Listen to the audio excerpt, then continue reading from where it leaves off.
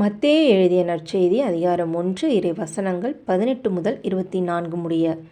இயேசு கிறிஸ்துவின் பிறப்பையொட்டிய நிகழ்ச்சிகள்.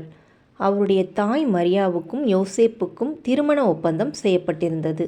அவர்கள் கூடி வாழும் முன் மரியா கருவுற்றிருந்தது தெரிய வந்தது. அவர் தூய ஆவியால் கருவுற்றிருந்தார். அவர் கணவர் யோசேப்பு நேர்மையாளர். அவர் மரியாவை இகழ்ச்சிக்கு உள்ளாக்க விரும்பாமல் மறைவாக விலக்கிவிட திட்டமிட்டார்.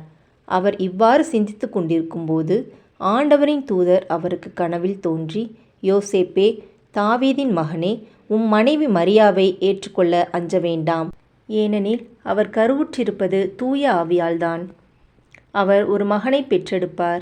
அவருக்கு இயேசு என பெயரிடுவீர். ஏனெனில் அவர் தம் மக்களை அவர்களுடைய பாவங்களிலிருந்து மீட்பார் என்றார்.